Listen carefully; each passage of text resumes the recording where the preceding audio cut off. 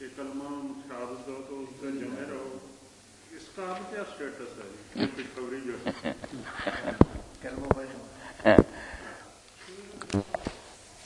آخر میں جو بات مولانا رحمۃ اللہ علیہ نے لکھی ہے کہ جو کلمہ طیبہ پڑھے گا اور اس کو سمجھے گا، جب اللہ تعالیٰ کو وہ صرف اپنا معبود اور حاکم مانے گا تو لازماً اپنے اقرار کی پھر شرم بھی کرے گا، اس کے حکم مانے گا، سیدھی راہ پر چلے گا، برائیوں سے بچے گا۔ یہ تو جیسے ایک اسٹامپ لکھا جاتا ہے اور اس پر آخری دستخط ہوتے ہیں، لا الہ الا اللہ، وہ ہے نا ساری کتاب قرآن مجید حدیث جو کچھ ہے اس کے بارے میں اقرار کرتا۔ لا الہ صرف یہ کوئی منتر نہیں، وہ یہ وعدہ کرتا کہ اللہ کے سارے احکام میں دل و جان سے قبول کروں گا۔ اب اس پر اگر وہ رہے گا، نبھائے گا تو جنت تو لازماً اس کو ملے گی۔ باقی اگر اس سے کوئی غلطیاں ہو جائیں، دو وجہ سے غلطی ہو سکتی مسلم سے، ایک تو کوئی مجبور کر دے، اس کو تلوار رکھے اور کہے کہ کفر کا کلمہ کہو یا یہ گناہ کرو، تو وہ کر سکتا، سوائے اس کے کہ کوئی کہے مجھے یہ مجبور کرے کہ چوتھائی صاحب کو قتل کر دے۔ قتل تک نوبت پہنچے تو پھر یہی حکم ہے کہ جب ایک نے قتل ہونا تو پھر دوسرے کو کیوں کرو، آپ خود ہی ہو جاؤ۔ قتل کی اجازت نہیں دوسرے، باقی اگر چیزوں پر مجبور کرتا ہے نا تو اگر کوئی آدمی کمزور ہے تو کر سکتا۔ یہ اقرار اور جبر ہے۔ دوسرا ہے کہ جذبات کا غلبہ، کوئی اسکیم نہیں، کوئی پلاننگ نہیں، وقتی طور پر حالات ایسے پیدا ہو گئے، پھسل گیا، نوجوان مرد اور کسی ایسی جگہ اکٹھے ہو گئے، خواہش نے غلبہ کیا، بائی چانس جس کو کہتے ہیں، قصد سے جو اللہ تعالیٰ بے جہالت ہے، جذبات کے غلبے سے ہو جائے وہ الگ بات۔ مسلمان گناہ کے پروگرام نہیں بناتا کہ اس کے لیے کوشش کرتا رہے اور موقع ڈھونڈتا رہے۔ یہ دو صرف حالتیں جو نا یہ استثنائی ہے کہ مجبور کر دیا جائے یا وقتی طور پر اس پر کوئی نہ شیطانی خیال غالب آ جائے۔ جن لوگوں کا حال یہ ہے نا احاطت بہ خطیئت کہ گناہ نے ان کو اپنے گھیرے میں لے لیا، دھرنا مار کر گناہ پر بیٹھ گئے، ساری عمر کرتے ہیں، شوق سے کرتے ہیں، اس کو پسند کرتے ہیں، اس کے لیے جواز بیان کرتے ہیں، ایسے لوگ کلمہ پڑھنے کے باوجود آخرت میں یقین جانے کافر ہی اٹھیں گے۔ وہ مسلمان کوئی نہیں، گناہ نے اس کو اپنی پیٹ میں لے لیا، گناہ میں پھنسا ہوا۔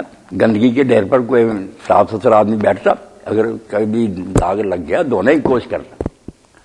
تو یہ جو کلمہ گوں کے بارے میں بس نہیں کہا، میں انشاءاللہ اس پر نا کسی وقت پھر آپ کے سامنے پڑھوں گا کہ آپ نے جو کلمے کہا نا، مودودی صاحب نے وہ سارے بیان نہیں کیے، یہ ساتھ ہی آتا ہے کہ وہ جو کوئی برائیاں کر کے مرے گا وہ بھگتنے کے بعد جنت میں جائے گا۔ یہ نہیں کہ سیدھا ہی جنت میں چلا جائے گا، جو برے کام اس نے کیے نا مسلم ہوتے ہوئے، اس کو اگر اللہ تعالیٰ نے معاف نہیں کیا تو پھر سزا بھگت کر آخر میں جنت میں جائے گا۔ یہ بھی حدیث کا حصہ ہے مگر عام طور پر نہیں لکھا جاتا، اس لیے غلط فہمی ہو جاتی۔ تو یہ جو کچھ ہم نے پڑھا نا آج، اس سے پتہ چلا کہ نالائق لوگ جو ہے نا نہیں بات کو پوری طرح سے ان کے سامنے ہر چیز نہیں بیان کر دینی چاہیے، وہ گمراہ بھی ہو سکتے ہیں۔ ہاں، میٹھی کھیر پکا محمد کتنے آگے ترنی۔ ہاں، لائق لوگ جو ہے نا ان کو کھلانے، کیوں بھائی؟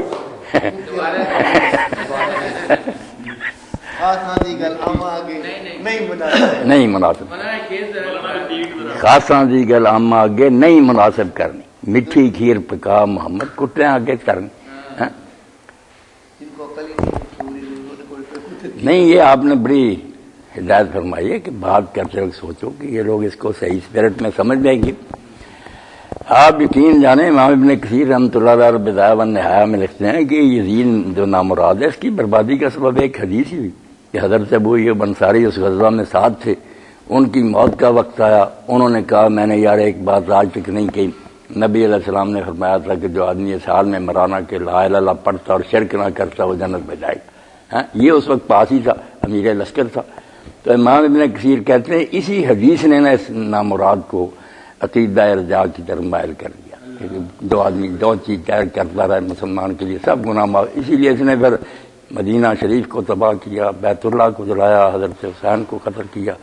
یہ اس موقع پر امام نے لکھا کہ وہ حدیث ہی اس کو لے ڈوبی، نہ سمجھ سکا کہ اس کے کچھ تقاضے ہیں لوازمات، بس یہ